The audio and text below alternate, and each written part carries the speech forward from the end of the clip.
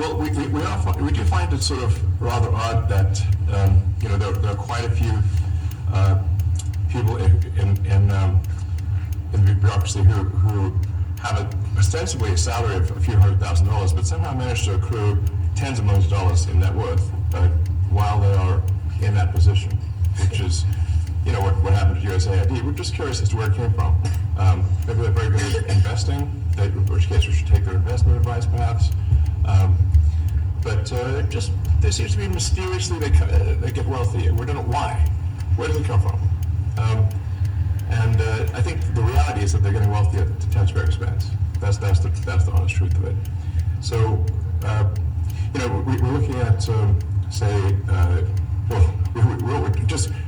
if you look at, say Treasury, for example, basic controls that should be in place, that are in place in any company, such as making sure that any given payment has a payment categorization code, that there is a comment field that describes the payment, and that if a payment is on the do not pay list, that you don't actually pay it. None of those things are true currently. So the reason that departments can't pass audits is because the payments don't have a categorization code. It's like just a massive number of blank checks just flying out the building. So you can't reconcile blank checks. You've got comment fields that are also blank, so you don't know why the payment was made. And then we've got this truly absurd, a do not pay list, which can take up to a year for an organization to get on a do not pay list. And this, we're talking about terrorist organizations, we're talking about known fraudsters, known aspects of waste, known things that do not match any congressional appropriation, can take up to a year to get on the list, and even once on the list is not used. It's mind-blowing.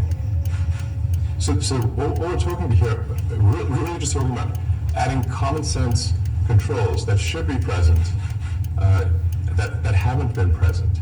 So you say, well, how could such a thing arise? That seems crazy.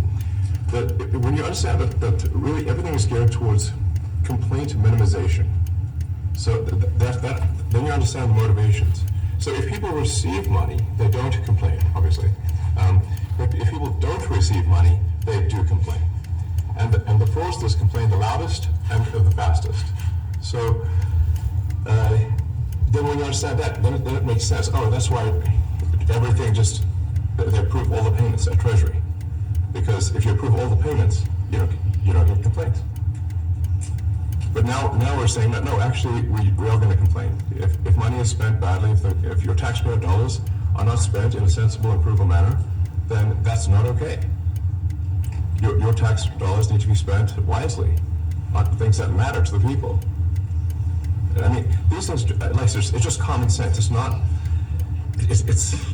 draconian or radical. I think it's really just saying, let's look at each of these expenditures and say, is this actually in the best interest of the people? And if it is, it's approved. If it's not, we should think about it. So, there's crazy things like just cursory examination of Social Security, and we've got people in there that are 150 years old. Now, do you know anyone who's 150? I don't. Okay.